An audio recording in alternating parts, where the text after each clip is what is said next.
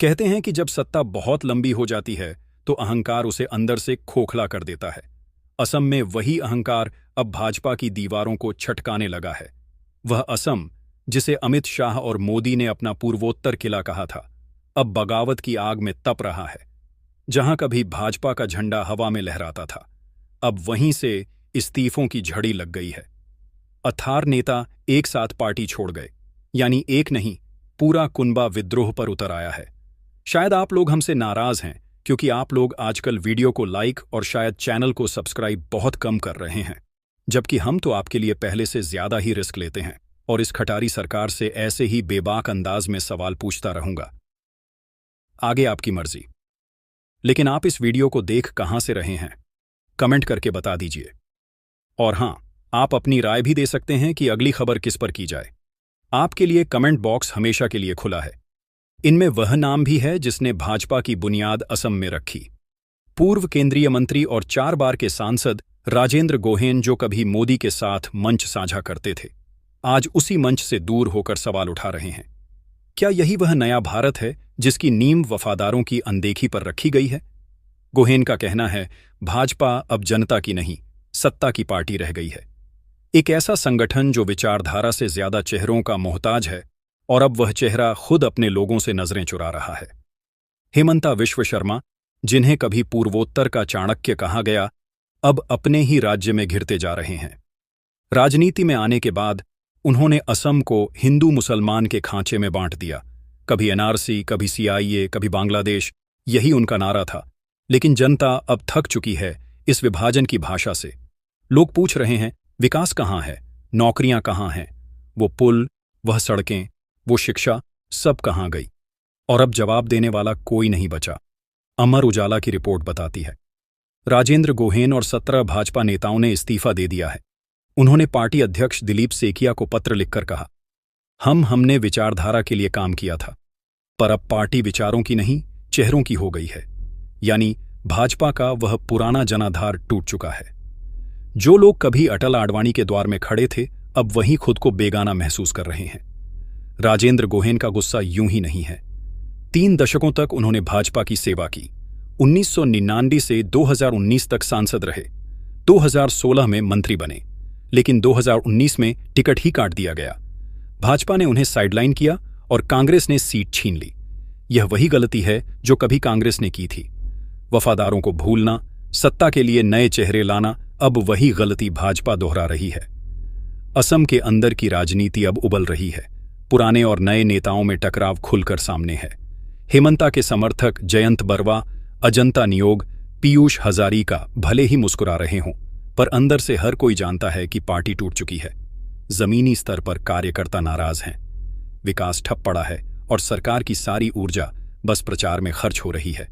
ये वही दौर है जब सत्ता भीतर से खोखली होने लगती है। गोहेन का इस्तीफा एक झटका नहीं, एक संकेत है। संकेत इस बात का कि भाजपा की जड़ें असम में हिल चुकी हैं। जो कभी पूर्वोत्तर मॉडल कहा जाता था, वह अब फेल होता दिख रहा है।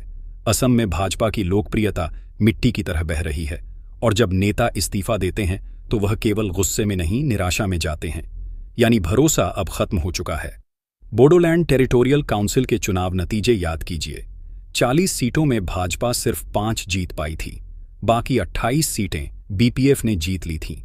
यह जनता का सीधा संदेश था, अब बस बहुत हुआ। हेमंता विश्व शर्मा की ध्रुवीकरण वाली राजनीति वहां पिट गई। मुसलमानों के नाम पर डर फैलाने की चाल फेल हो गई। लोग अब धर्म नहीं काम देखना चाहते हैं, और जब काम नहीं दिखा तो जनता ने दरवाजा बंद कर दिया। मोदी और शाह ने असम को सुरक्षित किला कहा था, लेकिन अब वही किला अंदर से दरक चुका है। नेता भाग रहे हैं, जनता भड़क रही है। डिब्रूगढ़ और तिनसुकिया की सड़कों पर मशाल जल रही है। लोग सड़कों पर उतरकर वादों की याद दिला रहे हैं। 6 समुदायों को एसटी दर्जा देंगे, यही मोदी का वादा था।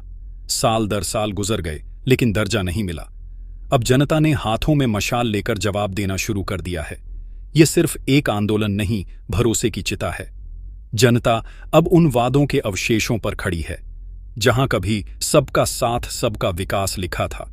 हेमंता सरकार की प्राथमिकता अब विकास नहीं, सिर्फ धर्म की राजनीति रह गई है। हर भाषण में बांग्लादेशी, हर सभा में मियां शब्द, हर नारे में नफरत का जहर। पर इस जहर से पेट नहीं भरता, सड़क नहीं बनती, रोजगार नहीं आता। राजेंद्र गोहेन का कहना है, हम भाजपा में सत्ता के लिए नहीं, विचार के लिए आए थे। वह कहते हैं, अब भाजपा अटल आडवाणी की पार्टी नहीं रही, अब यह सत्ता का ठिकाना बन चुकी है, जहां नेताओं की निष्ठा नहीं, अवसरवाद देखा जाता है।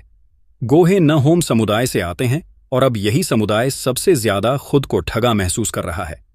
परिसीमन के बाद उनकी पहचान तक मिटा दी गई।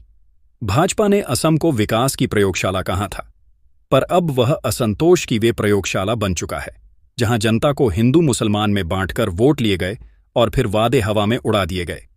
राज्य की बेरोजगारी दर 11% से ऊपर जा चुकी है।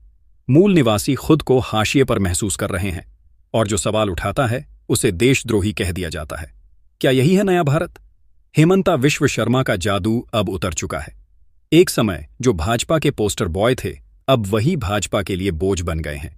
उनकी कठोर छवि, उनके विवादास्पद बयान अब लोगों को डराने के बजाय उकसाने लगे हैं। भाजपा ने जिस असम को मॉडल स्टेट कहा था, अब वही असम भाजपा के लिए बुरे सपने में बदल रहा है, और जब सपने डर में बदलते हैं, सत्ता कांपने लगती है।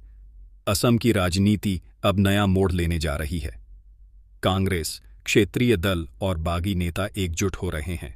भाजपा की एकता अब बस पोस्टर पर बाकी रह गई है। नेता कहते हैं, पार्टी में लोकतंत्र मर चुका है, हर फैसला ऊपर से आता है, जमीनी आवाज दबा दी जाती है। राजेंद्र गोहेन का जाना सिर्फ शुरुआत है, बाकी इस्तीफे अब भी आने बाकी हैं। मोदी शाह की जोड़ी का चाणक्य प्लान अब उन्हीं पर भारी पड़ने लगा है। भाजपा ने पूर्वोत्तर को जीता, पर लोगों का दिल हार गई।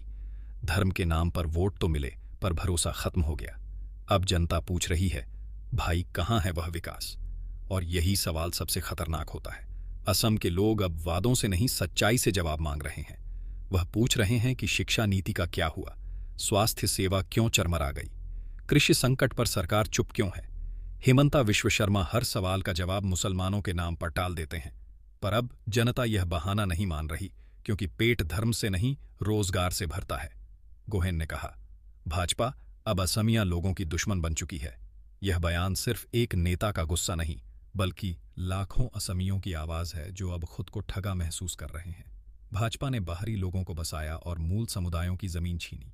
ये वही गलती है जो हर सत्ताधारी करता है, जनता को भूलकर सत्ता की माया में खो जाना। अब सवाल ये नहीं कि भाजपा असम में कितनी सीटें जीतेगी, सवाल ये है कि क्या भाजपा असम में टिक भी पाएगी। पूर्वोत्तर कभी भाजपा की सबसे बड़ी उपलब्धि कहा जाता था, पर अब वही इलाका सबसे बड़ा संकट बन गया है। जब जनता और नेता दोनों नाराज हो तो सत्ता का टिकना मुश्किल होता है, और अब यही हाल भाजपा का है। हर तरफ से नींव खिसक रही है। मोदी सरकार के हर बड़े वादे पर असम की जनता ने ठोकर लगाई है। 2006 में जो भरोसा मिला था, वह अब नफरत और नाराजगी में बदल गया है। असम के युवाओं में बेरोजगारी की दर बढ़ती जा रही है। किसानों की आय दुगनी करने का वादा मजाक बन चुका है और उद्योग बस कागजों में ही रह गए हैं। यानी सबका साथ, सबका विकास अब नारे भर रह गया है। जमीन पर बस ठगा हुआ जनमानस है। हेमंता की छवि कड़क मुख्यमंत्री की जरूर है, पर जनता अब उनसे डर नहीं रही, क्योंकि जब पेट खाली हो तो डर बेअसर हो जाता है। सरकार का हर भाषण अब खोखला लगता है। लोग अब रैलियों में नहीं, राशन की दुकानों में भी सवाल पूछ रहे हैं, और जब सवाल हर गली में उठने लगे तो सत्ता की नींव कांपने लगती है। भाजपा अब उसी मोड़ पर खड़ी है। पूर्वोत्तर के दूसरे राज्यों में भी असंतोष बढ़ रहा है। त्रिपुरा, मणिपुर, नागालैंड, हर जगह बेचैनी है। भाजपा की एक भारत श्रेष्ठ भारत नीति अब विभाजित भारत में बदलती जा रही है। लोग महसूस कर रहे हैं कि दिल्ली से चलने वाला कंट्रोल उनकी आवाज को कुचल रहा है, और जब आवाज कुचली जाती है तो बगावत अपने आप जन्म लेती है। असम अब उसी बगावत का चेहरा बन चुका है। यह बगावत सिर्फ नेताओं की नहीं, बल्कि उस विचारधारा की भी है जो कभी लोगों को जोड़ती थी। भाजपा ने असम में अपने ही वफादारों को हाशिए पर धकेल दिया। अब वही वफादार सड़क पर हैं। राजेंद्र गोहेन की आवाज उस अंदरूनी तूफान की गूंज है जो धीरे धीरे दिल्ली तक पहुंचेगा, क्योंकि सत्ता का जाल कितना भी बड़ा क्यों ना हो, सच की हवा उसे जरूर फाड़ देती है।